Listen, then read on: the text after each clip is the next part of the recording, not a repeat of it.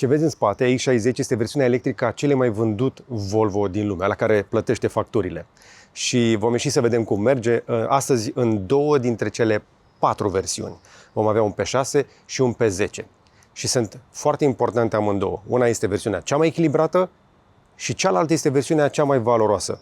Înainte de orice, să dăm o tură și să ne legăm un pic de felul în care arată. Și sunt puține lucruri pe care pot să le zic despre mașina asta dintr-o perspectivă puristă de design, dar vestea cea mai bună este fix asta, că nu trebuie să zic mare lucru, pentru că mașina vorbește singură. Acest Volvo X60 arată exact cum te aștepți, arată exact ca un Volvo. Este o mașină frumoasă, este foarte Volvo, este foarte boxy și dacă te uiți un pic la proporțiile astea, aproape că poți să vizualizezi un shooting brake, un estate, un tourer. Uite doar la spatele ăsta, liniile astea foarte clare și precise, a la Volvo. Dacă în fața avem ciocanul uitor, aici avem liniile astea drepte care simulează o cutie. Primul lucru pe care o să-l observ evident din față e ciocanul uitor. Acestea sunt luminile de zi, day running lights, DRL-urile, care sunt și semnalizări. Luminile efective sunt aici, HDTech le spune, și sunt niște lumini cu LED foarte sofisticate care țin loc și de lumini de ceață, fază scurtă, fază lungă. În rest, în față, nu avem grilă. Și în cazul celor de la Volvo nu arată ciudat deloc. Arată pur și simplu ca o bucată completă, ca un bloc de granit, dacă vrei, cu logo-ul Volvo, care nu este exagerat de mare aici. Are și o cameră aici în bot, care se vede foarte bine, o să vedem imediat. Iar aici, în partea de jos, sunt 2 grile active. În rest, tot botul mașinii este închis. Încă o dată, pentru aerodinamică. Avem un CD de 0,26 pentru cei care sunt pasionați de detalii de felul ăsta. Pe care venim pe lateral și îmi plac bandourile astea. Sunt un pic mai pronunțate pe cross country. Aici sunt simple, foarte discrete și elegante, dar ies foarte puțin astfel încât să protejeze mașina la mici atingeri accidentale. Pragul, de asemenea, este și el cu plastic negru mat și avem această linie care să accentueze sportivitatea, așa cum zic designerii, însă, încă o dată, din lateral te uiți la mașina asta și arată exact așa cum te aștepți. Sunt câteva lucruri diferite, însă. Oglinda pare un pic mai bine finisată, avem o cameră ascunsă frumos aici și niște senzori pentru unghiul mort, însă mânerul a dispărut și a fost transformată în chestia asta, care mi se pare cea mai logică alegere pe care putea să o aibă orice producător, în loc să escamoteze, să ascundă mânere aici, pe care să nu știi de unde să le apuci. Chestia asta este exact acolo unde te aștepți. Dacă vrei să intri în mașină, ai o mică bandă LED aici, bagi mâna, atingi și mașina se poate deschide electric. Dar dacă apeși un pic mai tare, devine un fel de mâner mecanic. Deci ai pe ce să pui mâna ca să deschizi ușa la nevoie.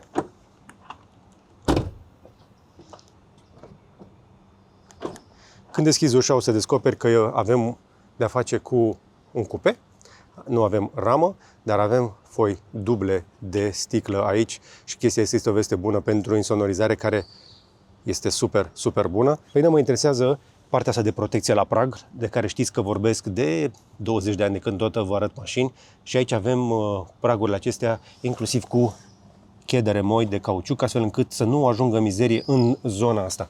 Atenția la detalii care contează. Dacă tot am ajuns aici în față, hai să vă deschid un pic francul, care este mare. Avem vreo 70 de litri, este mult mai adânc decât te aștepți și aici poți să încapă un troller de dimensiuni mari. Tot spațiul acesta este rezistent și la apă și are și cheder și este izolat când capacul francului se închide.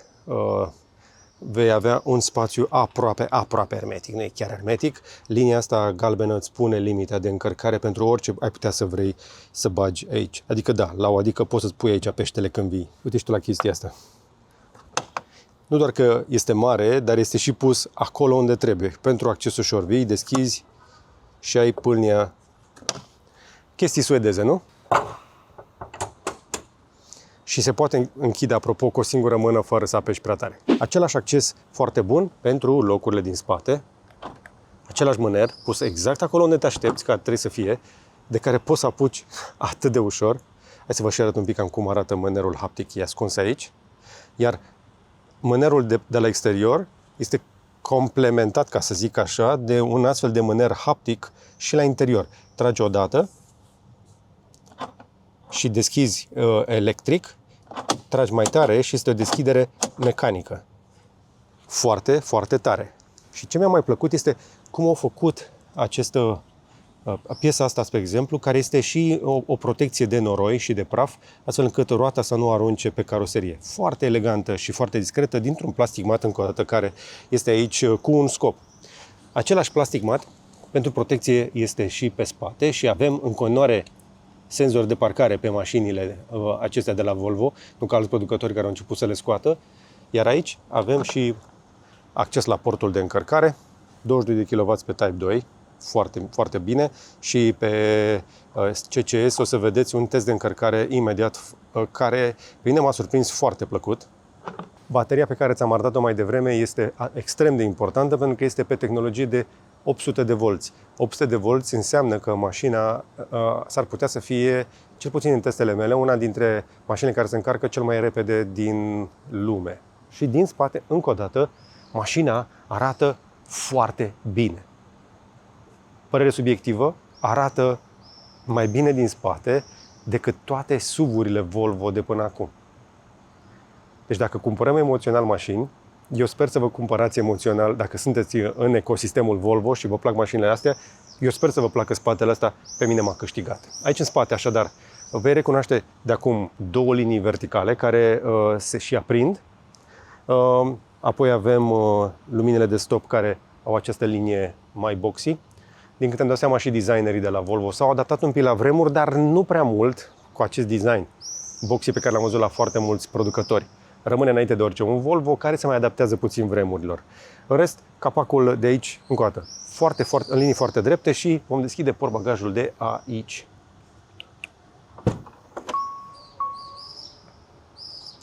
În portbagaj sunt câteva lucruri interesante. Spre exemplu, aici în spate, dacă vii și ridici capacul ăsta, descoperi o dita mai găleata. Găleata asta, care îți arată ce capacitate are, și sunt niște copii care pescuiesc și îți arată că poți să bagi 8 litri fără să curgă și copiii ăștia sunt la pescuit de crab. O chestie foarte Volvo, evident, dar gălețile astea poți să pui și 2-3 pentru că vor încăpea aici. Aici mai este un spațiu de depozitare, după care mai ridic un capac și aici mai am o geantă de cumpărături care se potrivește perfect în spațiul ăsta. Deci aici, teoretic, cred eu la nevoie, pot încăpea și 2 trolere, plus încă niște spații de depozitare și aici avem 3 butoane care sunt pentru a rabata scaunele și de aici o să dăm drumul la cărlig la buton. Mașinile acestea, evident, sunt gândite să meargă și în off-road și să mai și tracteze lucruri dacă este nevoie. Toată piesa asta la nevoie poate fi ridicată și mai sunt încă niște spații mici de depozitare și de desubt, dar odată ce le-ai tras așa, ai un spațiu de încărcare plan.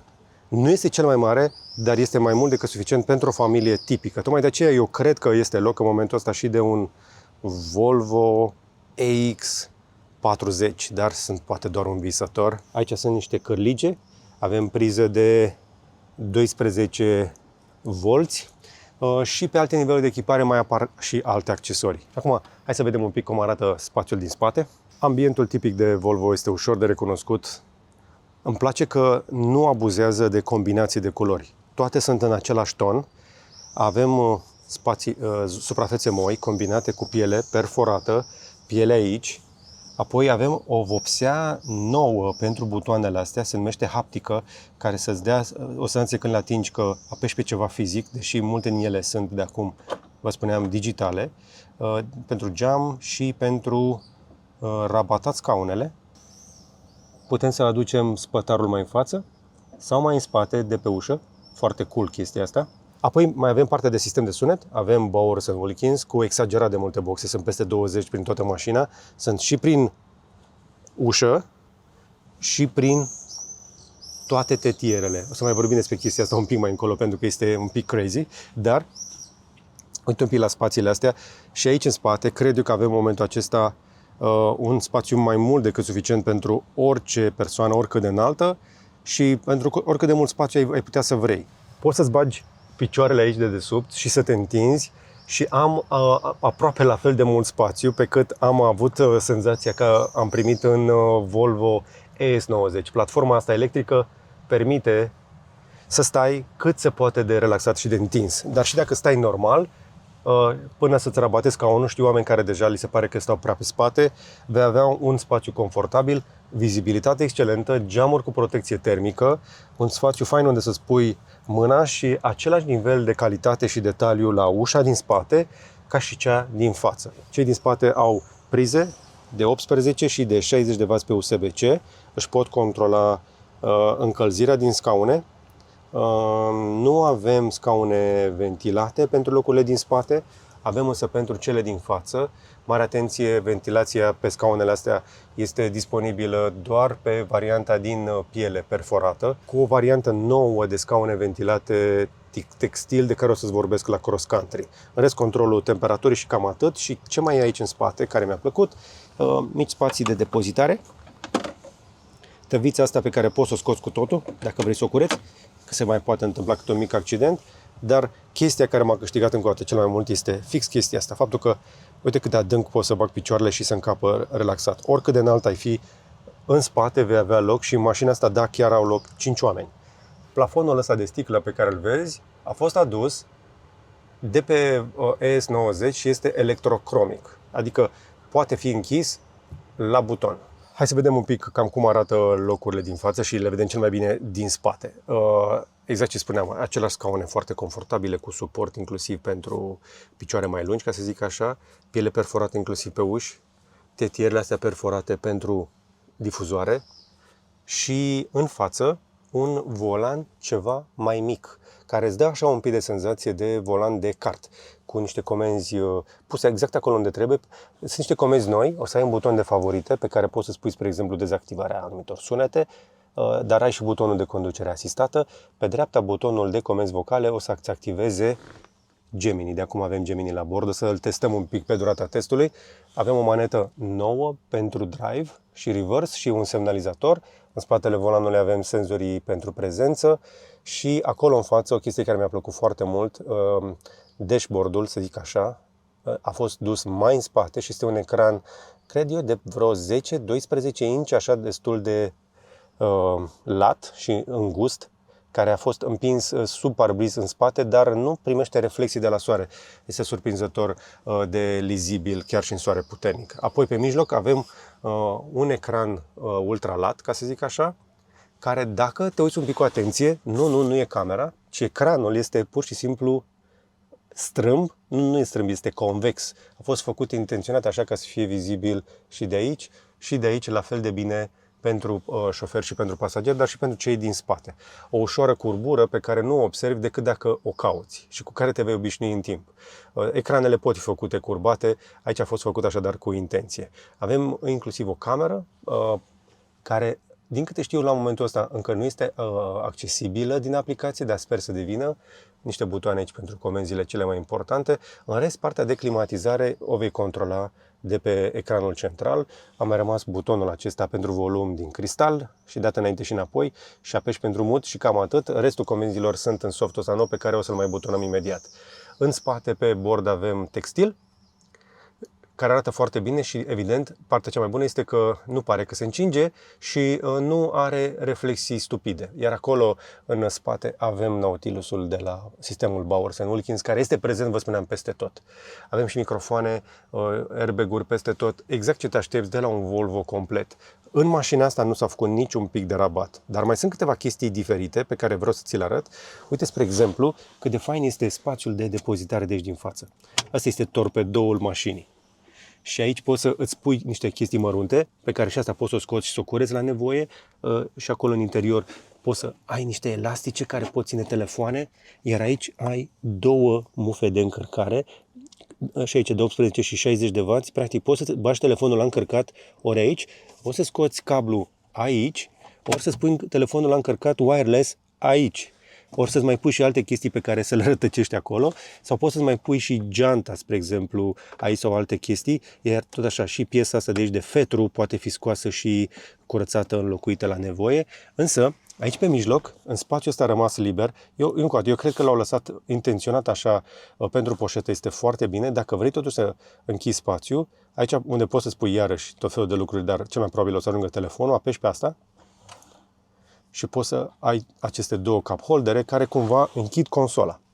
Mai rămâne spațiu de desubt, dar acum ți se închide aproape complet spațiul ăsta și piesa asta, din ce am văzut eu, poate fi trasă și să ai un spațiu în care să-ți pui absolut ce vrei tu, sau poți să faci așa, să o tragi parțial, să rămână un singur cup holder, sau fără cup holder și doar chestia asta. Și pentru un șofer, o chestie mai prietenoasă de atâta nu am în minte.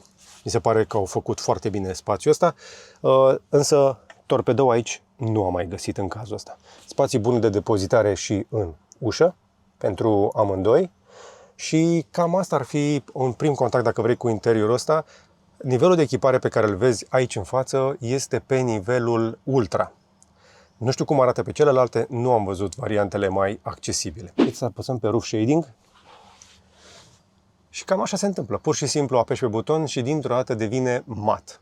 Dar are și protecție termică când se întâmplă chestia asta. Și tot așa la o apăsare de buton poți să vezi din nou cerul. Geamurile, toată partea de sticlă din mașina asta este suficient de bine termotratată și geamul acesta nu mi-a dat percepția pe durata testului meu că s-ar încinge. Ar fi fost o problemă chestia asta, mai ales în zilele călduroase de la noi. Așadar, este o chestie foarte, foarte faină, care deschide și mai mult spațiu și îl face luminos și dacă vrei o recomandare simplă din partea mea, alege un interior deschis la culoare, fără niciun fel de reținere. Această piele și elementele astea se curăță mai ușor ca niciodată, cu o singură excepție, să nu treci neapărat la o fermă sau pe un drum care este chiar total neasfaltat și ca să nu aduci foarte mult noroi în mașină sau poate, dacă ai copii foarte mici, să dai cu picioarele pe aici. Hai să considerăm aceasta o tură completă în jurul mașinii. Am lăsat versiunea completă cu această tură de exterior, mai ales pentru membrii care vor să facă un deep dive. Apropo, în zona de membri o să găsești bucăți un pic mai lungi, așa cum te-am obișnuit la primul contact cu modelele astea noi, la care am acces la evenimentele internaționale, încerc să aduc maximum posibil de informație pe care pot să o scot și mai am câteva lucruri importante mai spre final. În locul unui simplu test o să facem un experiment astăzi, pentru că am cerut o mașină cu care să merg la stația de încărcare. Sunt convins că cei mai mulți dintre voi vreți să știți cât de repede se încarcă și cât de departe vrea să ajungă, pentru că ăsta este principalul argument pentru cei care încă mai stau pe gânduri sau poate își schimbă o mașină electrică. Așa că plecăm din inima Barcelonei, la o oră la care spaniolii cam ies la plimbare și o să mergem către o stație de 400 de kW viteză, putere de încărcare. Și după cum probabil ați recunoscut, se aude vocea navigației de la Google Maps pentru că în mașină rulăm Google. Și rulăm Google de ultimă generație. În mașina asta avem inclusiv Gemini 3.5 Flash, lansat acum 2 zile. Coincidență, zici că se întâmplă totul așa, aliniat, karma a funcționat. Vin tocmai de la Google I.O. unde mașina asta era expusă într-un stand acolo, tocmai pentru a arăta Gemini în mașină. Înainte de orice să vă explic mașina asta. Cea cu care am pornit eu așadar, avem acest XC60, care în versiunea cu 2 motoare, că stau la semafor, pot să vă și citesc câteva specificații. Nu mi-e foarte clar, sunt 510 sau sunt 503 cai? Sunt 375 de kW de putere din cele 2 motoare, care să ducă mașina la 100 în 4,6 secunde. Și asta deja o pune în teritoriu de supercar. O mașină de familie. Mie mi se pare încă o dată că este overpower. Tocmai de aceea o să conduc un pic mai încolo și versiunea cu un singur motor, pentru că am eu așa un feeling că în lumea reală mai mult de 370 de cai nu ți-ar trebui. Dar aici avem 500, așadar, și vom face 100 foarte repede acolo unde o să putem. Deocamdată rulăm prin oraș într-o mașină care mai are ceva foarte șmecher. Niște setări de driving care includ modul de performanță. Nu este însă versiunea cea mai puternică, mai există o versiune de 670 de cai putere, care face 100 și aia în sub 4 secunde. Dar aici avem, vă spuneam, o mașină care are și niște setări suplimentare pe lângă partea de putere. Poți să setezi suspensia pe fermă, pe soft sau pe standard. Și eu o să plec pe soft. Pentru că am eu un feeling așa că, în general, șoferii de Volvo sunt oameni foarte chill. Sunt oameni relaxați care nu și-au neapărat mașinile astea să facă 100 sub 4 secunde. ci mai degrabă vor să ajungă relaxați și în siguranță la destinație. Însă e ceva ce îmi place și mai mult decât ecranul din mijloc. Este ecranul de acolo. Au luat un ecran din ăsta, cred că este și ăsta la vreo 10 inch și l-au dus foarte, foarte în spate acolo și ține loc inclusiv de head-up display. Mașina nu are head-up display și asta mă bucură pentru că cei mai mulți producători, când fac head-up display, dacă îți pui niște ochelari de soare care sunt polarizați, nu o să vezi nimic. Iar eu port ochelari de soare polarizați, așa că prefer ecranul ăsta, care este crisp, este super, super ok și are rezoluție bună, luminozitate bună și este pus într-un unghi în care nu mi-a bătut soarele în el pe durata testului. Deci nu am reflexii ciudate, iar pentru ce am eu nevoie, să mi se vadă navigația, se vede super bine acolo. Indiferent ce se întâmplă pe ecranul ăsta, acolo când am dat drumul la navigație, am toate informațiile care îmi trebuie, am viteza. Trebuie să spun chestia asta, dintre toate mașinile electrice de pe piață, ăsta este cel mai bun ecran.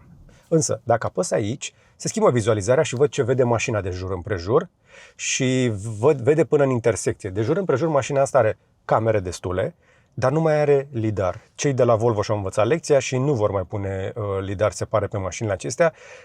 Compensează cu radare statice, adică solid state și aceste camere. Avem scaune ventilate și încălzite, volan încălzit și avem un volan un pic mai micuț. Poți să-l reglezi, evident, poți să-ți găsești poziția. Ce m-a interesat pe mine cel mai mult este că atunci când stau la 10 și 10, să fiu într-o poziție confortabilă, să am vedere foarte bună. Ecranul care v-am zis este un pic sub nivelul geamului și chiar pot să mai cobor încă un pic scaunul, ca să stau mai așa, mai ca într-un cockpit. Și apoi pot să rezem foarte bine coatele stânga-dreapta pe chestiile astea care sunt destul de moi. Asta îmi place iarăși foarte tare. Uite-mă camera aici. Uite și tu cum se vede camera asta. Am plecat de pe loc, am camera de vedere din față și camera de spate și 360 și mi se pare că în mașina asta camerele nu doar sunt foarte clare, dar sunt și bine gândite. Pentru că au așezat camera de față și cea de spate, una deasupra celelalte și când ești la viteze foarte mici te ajută să te încadrezi foarte bine și să nu lovești evident borduri, mai ales că avem și niște jante foarte frumoase pe mașina asta. Avem sunet Bowers & Wilkins în mașina asta cu 20 și nu știu cât de boxe. Ce mi-a rămas în minte, dincolo de toate boxele alea, este că fiecare tetieră din mașina asta are câte două. De ce e chestia asta? Pentru că pentru prima dată în Volvo XC60 au sunet Dolby Audio spațial, da? Cu Apple Music. Deși softul de entertainment este Google, există acest parteneriat și eu, spre exemplu, ascultam mai devreme muzică de pe Apple Music în mașină prin Bluetooth și se aude surprinzător de bine. Acum mașina are și propriile ei aplicații de multimedia, dar sonorizarea din mașina asta este excepțională. Din păcate nu pot să vă pun melodii din cauza drepturilor de autor și nici la Valiera nu ar prelua prea bine sunetul. Recomandarea mea este, dacă ești pasionat de calitatea sunetului, mergi într-un showroom și urcă-te într-un X90, un S90 sau când o să vină aceste X60, că vor veni destul de repede. Sunt convins că în showroom vor avea versiunile Bowers & Wilkins. Eu voi spune încă o dată chestia asta, cred că oamenii vor asculta mult mai mult Bowers & Wilkins în mașina asta decât acasă, chiar dacă au așa ceva acasă. Iar eu am acasă și Sonos și Chef și cred că simt un pic diferența și sonorizarea din mașina asta este excepțional de bună. Am niște observații în legătură cu pedala. În primul rând, cei de la Volvo au nivelat foarte mult puterea și o să vedem chestia asta inclusiv când ieșim din localitate, că am mai condus, vă spuneam, mașina un pic mai devreme. Și inclusiv pe versiunea cu un singur motor am observat niște chestii foarte interesante legate de etajarea de putere, dar cel mai mult îmi place acest sistem One Pedal, care poate fi setat pe low, pe high sau pe auto. Și eu îl pun pe auto în Volvo. De ce?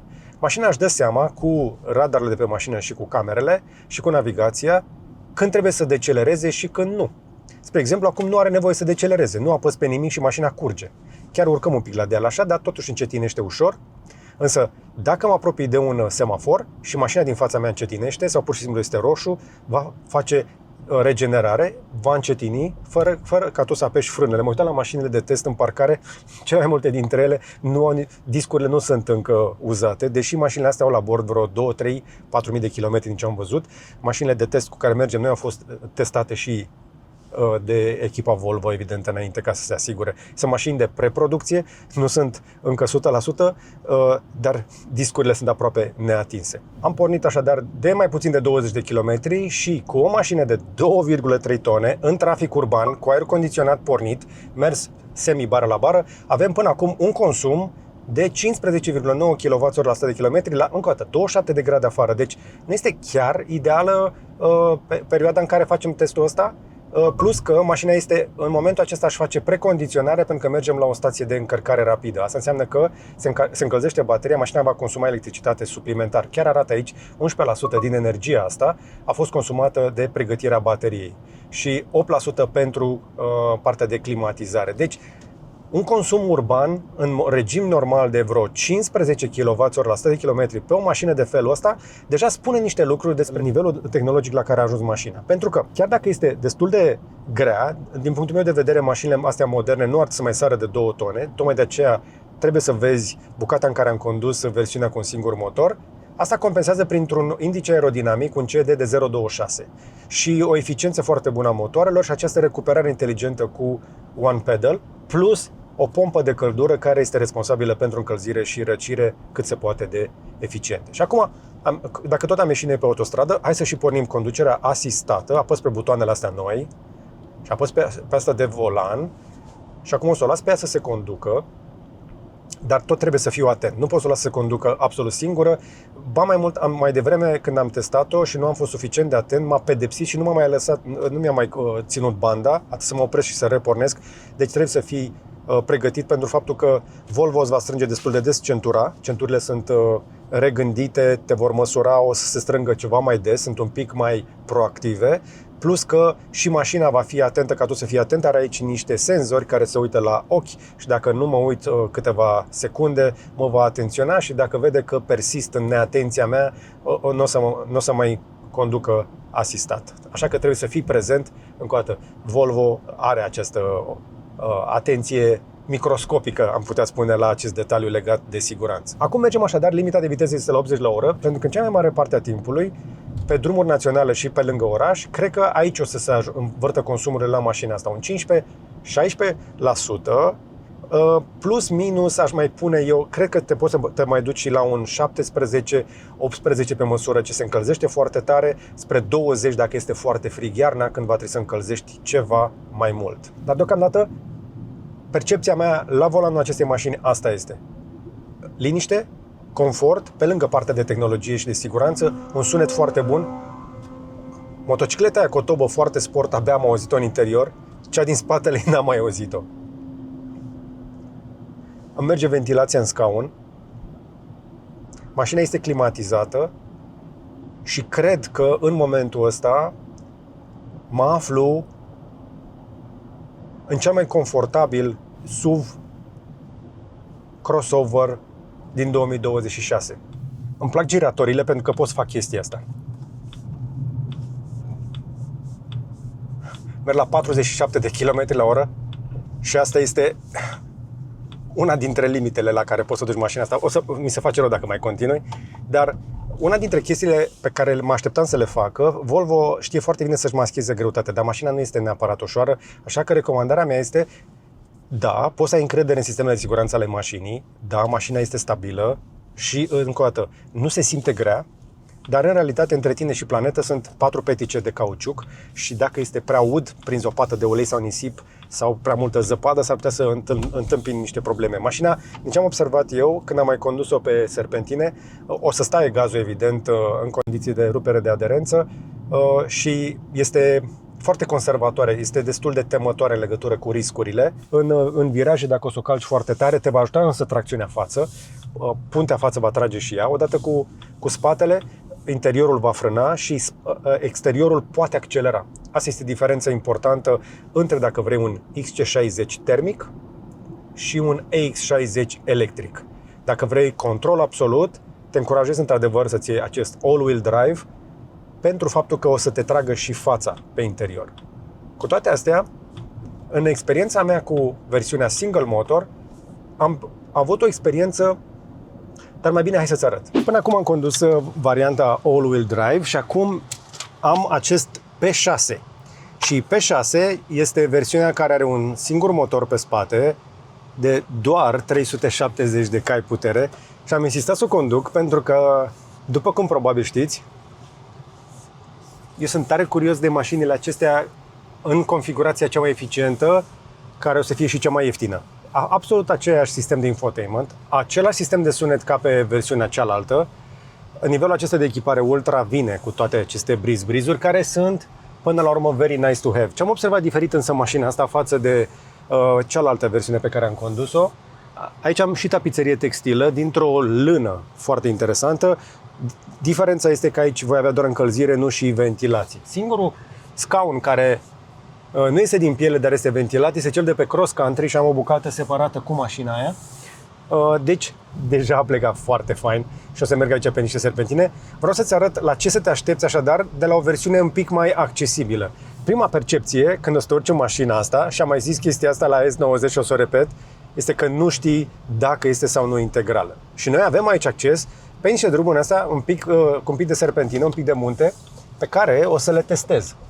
Pentru că vreau să înțeleg cât de importantă, cât de departe a ajuns controlul electronic al tracțiunii.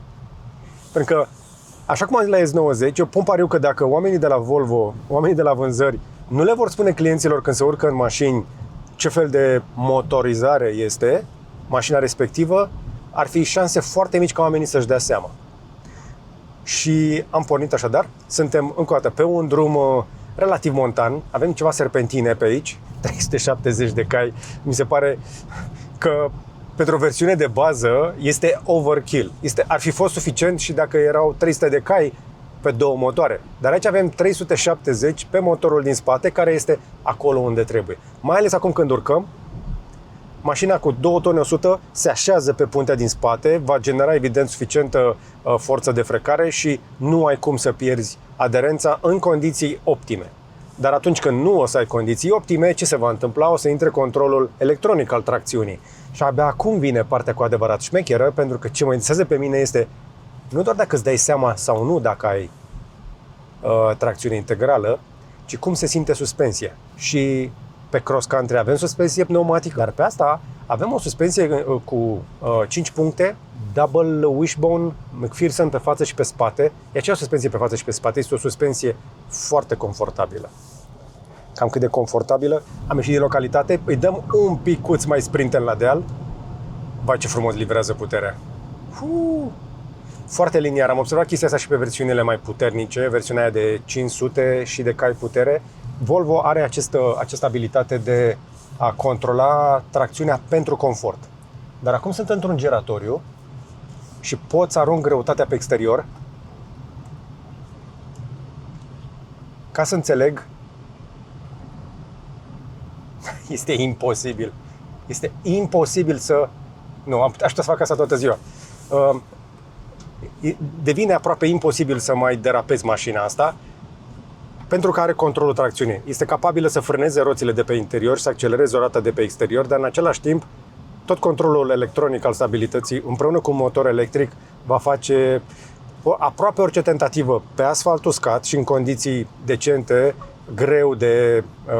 o mașină greu de derapat. Și acum, dacă partea asta de control așadar am rezolvat-o, care este următoarea miză pentru mine? Am vorbit așadar prima dată de control, a doua de confort, pentru că avem o mașină mai ușoară, asistă mai ușoară cu aproape 200 de kilograme decât versiunea cu două motoare și asta înseamnă că putem să ne bucurăm de o mașină care este liniștită, confortabilă, dar și mai eficientă. Și am ieșit pe o bucată de autostradă, de drum, să zicem așa, un pic mai rapid, nu e autostradă aici, e un drum național și sunt tare curios ce consumuri o să scoatem. Și aici putem să vedem niște consumuri. Trip information. Eu am alergat un pic acum, dar am scos, cât am alergat-o pe aici, 30 și este în scădere. De la ultima resetare de când am mers mașina asta a scos 19 kWh și suntem sus pe munte. Practic am urcat din oraș și ăsta este consumul de azi dimineață și la urcare a scos 19. Eu sunt pregătit să pariez că mașina asta condusă la viteza legală sub 90 de km la oră va putea să scoadă cu ușurință în zona de jos, la 15-16 kWh, cu greutatea, cu motorizarea asta a mașinii și cu acel CD. Are un coeficient aerodinamic de 0,26 Și spre deosebire de versiunile mai mari și mai puternice, asta fiind un pic mai ușoară, evident o să consume și mai bine, mai puțin. O să laud acum partea de one pedal, care aici a fost pusă de cineva pe low, eu o să o pun pe automat. Și iată ce am făcut. Mașina în momentul ăsta curge la vale și am 74-75, adaugă viteză. Pe e-pedal, mașina nu va face regenerare decât dacă ating discret frâna prima dată sau dacă se apropie de un stop, dacă știe că se apropie de un semafor sau dacă radarele mașinii au văzut o altă mașină în față. Deja merg de cât 30 secunde, un minut, imediat și abia acum am început să pierd viteză, dar nu o pierd decât din rezistența aerodinamică și din diferență de nivel. Abia acum am apăsat un pic accelerația și nu se simte. A trecut o motocicletă pe lângă mine și nu o auzi. De fapt, asta este esența de Volvo. Esența de Volvo este că ești decuplat de la restul. Nu auzi acel diesel care a trecut pe lângă noi, celelalte mașini, abia auzi ventilația. Am plecat cu 30, de acolo de sus, ne-am domolit un pic, nu mai alergăm mașina și deja am început să recuperăm. Plus că avem și un pic de diferență de nivel. Nu este 100% cinstit ce fac eu în momentul ăsta, pentru că vin de sus, am alergat un pic și acum doar cobor. Dacă aș merge în continuare așa, aproape că nu apăs deloc accelerația, mașina nu consumă și adaugă kilometri, deci autonomia, range-ul, evident, o să tot crească. Dar, pe toată durata de viață a unei mașini de felul ăsta, dintre toate versiunile de X60, dacă ești în căutarea unei mașini care să te ducă cât mai departe, nu cred că ai nevoie de versiunea cu cea mai mare baterie. Există 3 versiuni de baterie, dar nici măcar nu te pot încuraja către cea de mijloc. Eu cred că vei fi ok cu versiunea asta de baterie de 80. Avem baterii de 83, 95 și 117 kWh. În realitate, vei putea trăi 95% din timp fără probleme cu o baterie de 83 de kWh. Nu te încurajez să-ți iei bateriile mai mari, fă o economie, pune restul banilor în vacanțe și în ce vrei tu, pentru că cu 83 de kWh mașina asta va putea să meargă fără stres 400 de kilometri într-o iarnă friguroasă, care și pompă de căldură, și spre 600 vara. Cu o medie cinstită de vreo 480, 500 și ceva. Dacă ar fi să-mi fac pachetul meu perfect, cu mașina asta aș lua tapiseria de pe cross country, motorul ăsta, în configurația asta, aș păstra sistemul de sunet Bowers & Wilkins și ar fi parfum. Și cu bateria de 83. Nu-mi trebuie mai mult. În cea mai mare parte a timpului nu îmi trebuie mai mult. Dar sunt curios ce părere ai tu despre ce ai auzit aici. Dar dacă vrei să faci o deplasare să faci o depășire mai sprintenă, uite, am aici limitarea 120. 1, 2, 3, 4, 5 și am ajuns la 120. Cred că mai degrabă chestii de genul ăsta mă interesează, pentru că de la 0 la 60 o să ajungi în 3 secunde și apoi de la 60 la 120 o să ajungi în alte 5-6 secunde, ceva de felul ăsta. Pentru depășiri chestia asta mă interesează cu adevărat. Da, dacă vreau să plec repede, lovesc un pic pedala de accelerație și am ajuns la viteză de croazieră. Așa. Și uite exact ce spuneam partea de e-pedal. Cobor foarte lin de la 120 și acum dacă mă duc în spatele acestei mașini, să zicem că vin un pic mai tare din spatele lui, e-pedalul începe să facă regenerare ușor. Am și văzut acolo indicația în ecran. S-a îndepărtat de mine și acum o lasă să curgă. Implementarea la această recuperare pe e-pedal la Volvo încă o dată este parfum și asta face toată mașina o experiență foarte faină. De aceea cred eu că în cazul acestei mașini nu doar motorizarea, până și bateria pică pe locul 2, pentru că de fapt miza este interiorul ăsta, confortul și luxul acesta scandinav, combinația asta de materiale cu lemn, cu lână, cu piele, cu tot felul de chestii foarte fain gândite. Mai puțin butoanele de la climatizare care acum au devenit pe touch, dar hei, ai un cristal aici pentru volum și câteva butoane pe aici și pe acolo. Foarte, foarte mult bun simț pus în mașina asta, foarte multă eleganță, că de fapt în primul rând, înainte de orice, de asta ți-o iei. Asta e senzația pe care o caut. O mașină care să curgă, să fie fluidă, să se așeze. Ce are Volvo diferit față de BMW-ul X3 și alte mașini pe care le-am condus pe segmentul ăsta, este și mai silențioasă. Cred că se bate în momentul acesta la insonorizare, cu Tesla Model Y Gemini, pe care o bate și la confort, este inferioară însă la brutalitate și la sportivitate față de BMW-ul X3, GLC și Q6 și alte chestii de pe la Audi și Mercedes. Nu prea există competiție serioasă pe segmentul ăsta. Alte mașini care aș putea compara, poate din Asia. Dar la nivel european, Volvo este singura marcă care poate să țină piept celor de la Tesla cu Model Y, iar Tesla pe Model Y are toate opțiunile. Și de-aia mi-a plăcut că cei de la Volvo au venit din start cu 3 opțiuni. Ai versiune single motor, dual motor și performance, care sunt anunțate simultan, vor fi lansate în valuri la intervale de o lună, 2. Deci asta nu va fi chiar prima, vine după aia cu 2 motoare. Și de-aia vreau să văd dacă mi-aș lua așa ceva, dacă ar merita să aștept, și acum m-am convins că da. Accelerație. Vezi că aici se simte puțin. Cei 370 de cai intră, îi simți, sunt foarte prezenți. E un pic de jeleu acolo la limită, un pic de amortizare, astfel încât să nu te smucească. Pentru că confortul celor din spate este foarte bun și mașina asta este, în primul rând, gândită pentru familii. Un cuplu prea mare pe electric, transferat direct în caroserie, va face aceste smucituri să fie prea prezente. Și aici este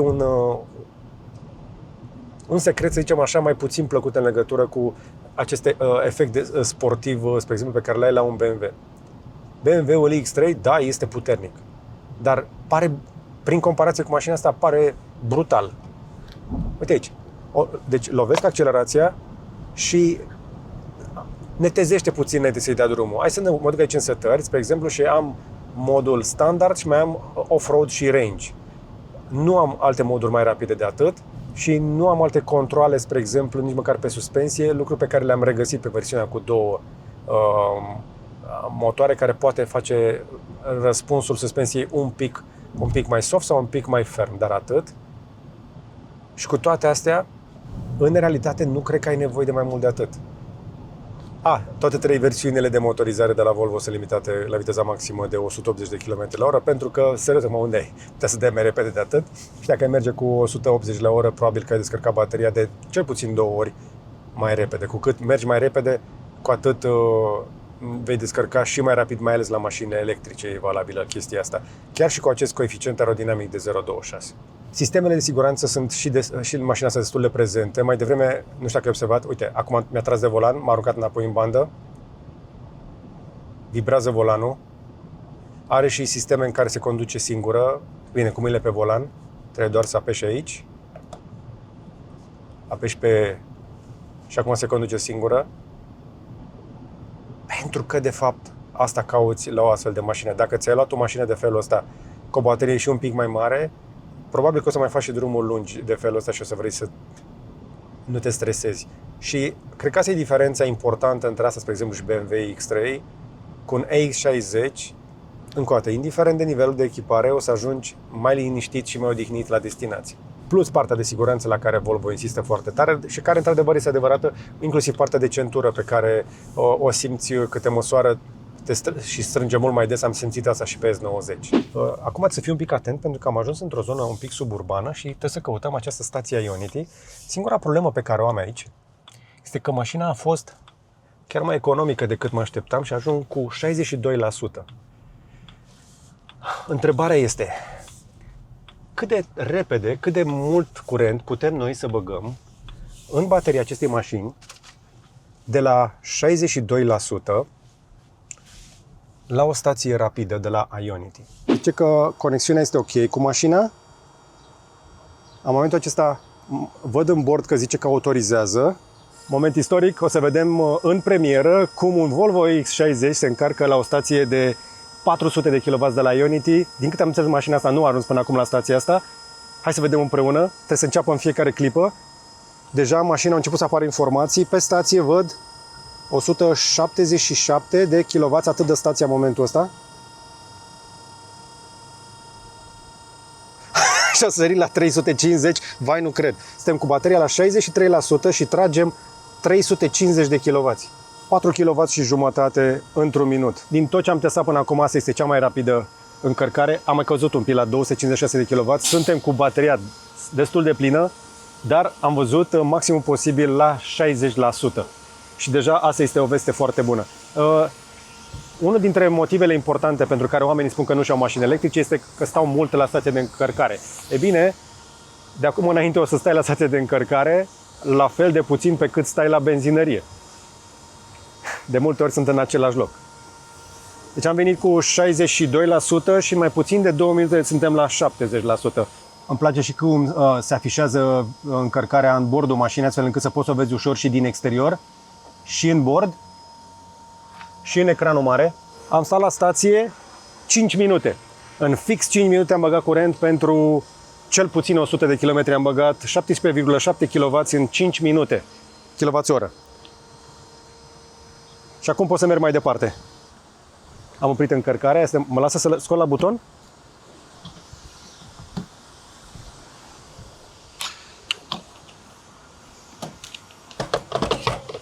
Atât de simplu. Plug and charge. În sfârșit, o chestie pe care o puteam vedea cu atât de ușor de folosit la Tesla, este disponibilă și pe alte mașini și plug and charge la Volvo a funcționat foarte bine într-o stație a Ionity, iată, în Spania. Sper să înceapă să meargă tot mai des și la stațiile de la noi. Îmi doresc foarte mult ca Volvo să vândă multe mașini de genul ăsta și tocmai de aceea am să laud chestia asta, da? Inclusiv de la 60% până la 80% în 5 minute, cel puțin 100. Cel puțin 100 de km de autonomie în 4-5 minute este foarte, foarte tare. Și acum hai să ne întoarcem pe autostradă pentru că vreau să văd totuși niște consumuri reale și de la 120-130 de km la oră. Aici în Spania însă limitarea este undeva pe la 120 pe autostradă, dar încercăm și pe asta. Am ajuns la 120 și abia după 120 aud foarte discret un pic din oglinzi sunetul de vânt, dar trebuie să încetinesc un pic pentru că limitarea este undeva pe la 110, cred că este limita aici, dar văd mașini care vin din spate, văd să le fac loc. Consumul instantaneu așadar la 110 km la oră pe autostradă îl văd undeva în zona de 19-20 de kWh, 21 că urcăm un pic, cu o medie totală de 15,6 cu orașul de mai devreme.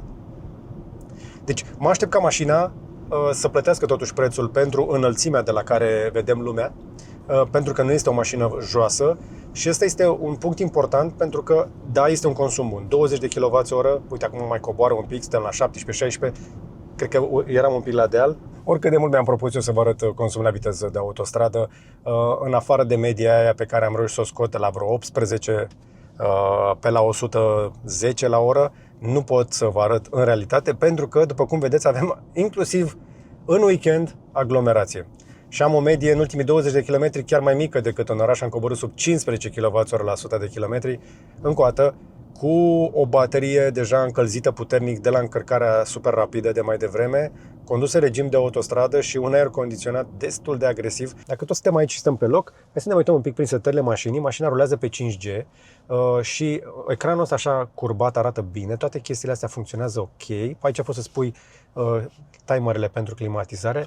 Toată partea de climă va fi controlată însă doar de pe ecran. Pasagerii din față își pot seta direcția de unde bate aerul doar de aici. Nu există nicio altă manetă, niciun alt buton. De aici poți să alegi dacă vrei să direcționezi tu jeturile de aer sus sau jos sau către picioare sau către parbriz. Are însă și degivrare automată și are inclusiv niște timere prin care poți să programezi mașina să se precondiționeze înainte să vii la ea. Au și o aplicație, n-am apucat să testez foarte multe, dar mașina, spre exemplu, se închide și se deschide cu telefonul și detectează apropierea telefonului fiecare dată când vii la mașină. O testează evident cu telefon. Am testat asta cu un telefon Pixel, că mașina fiind rulând Google, toate lucrurile astea sunt integrate astfel și cumva cheia stă în portofelul telefonului, deci e într-o zonă sigură.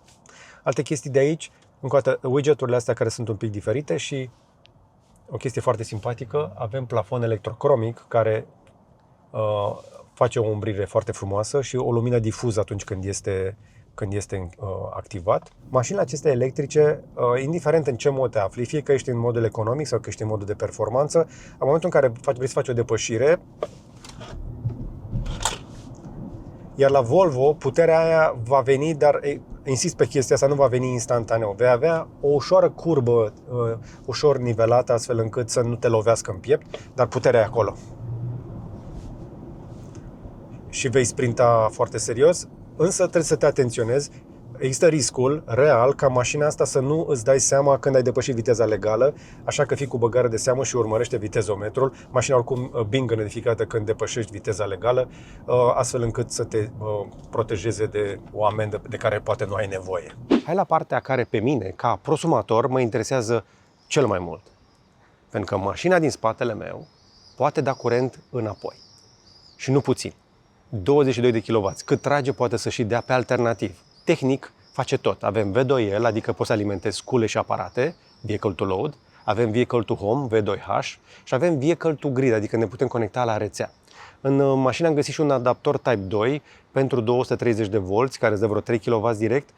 Îți poți așadar nu doar alimenta casa sau și pe alții, poți să treci peste o iarnă grea, peste o pană de curent, dar, încă o dată, poți să dai până la 22 de kW prin wallbox-ul lor. Să am acces la bateria mașinii, pentru mine este o chestie foarte importantă. De ce? Pentru cine nu mă urmărește de mult, trebuie să știți că eu am casă pe curent, fac curent de pe acoperiș și de pe carport, am și baterie pentru casă, am management de energie, am pompe de căldură. Pentru mine o mașină care îți ține casa în priză nu e doar un gadget, e o piesă dintr-un puzzle și pe mine mă face ceva mai greu de lăsat pe întuneric sau în frig, spre deosebire de gaze. E o piesă care acum îmi poate economisi nu doar nervii, ci și bani dacă o potrivesc bine. Numai că, și aici este ultima piedică, descărcarea de 22 de kW de care ți-am zis, de la Volvo, la momentul acesta la care filmez eu, este comunicată prin wallbox-ul lor. Deci depinzi de o cutie de la ei. Nu ar fi o problemă, dar mai e încă un semn de întrebare la care nu am toate răspunsurile încă. Urmează o perioadă de testare și de reglementări și de parteneriate și pentru ei. E important să-și pună ei toate lucrurile în ordine până când aduc mașina în piață. Încă o dată, eu am în spate un prototip. Și atunci, dacă o să pot folosi bateria din mașină pentru casă, mai e ceva important, garanția, care ar fi de 10 ani. Dar dacă o folosești prin V2G, adică Vehicle to Grid, cum îi afectează durata de viață? Pentru un om care vrea să-și folosească încă o dată mașina ca baterie de casă, asta nu e un detaliu, e o întrebare care poate să decide totul și o să o las deschisă. Tot ce am aflat până acum este că va trebui să fac niște teste la 40.000 de kilometri dacă mi-aș lua mașina ca să-mi păstrez garanția pe 10 ani. Anyway, nu trag de timp, pur și simplu nu am toată informația. La fel cum nu am încă informația în legătură cu Android Auto și CarPlay, ci care veni printr-un update de firmware până ajunge mașina la primul client, la fel cum se va lămuri și partea de energie. Așa că, unde rămâne? X60 vine cu 3 baterii de la varianta de bază până la una care trece ca autonomie de 800 de km WLTP. Eu cred că or să fie oameni care o să se ducă la maximul posibil și vor depăși 800.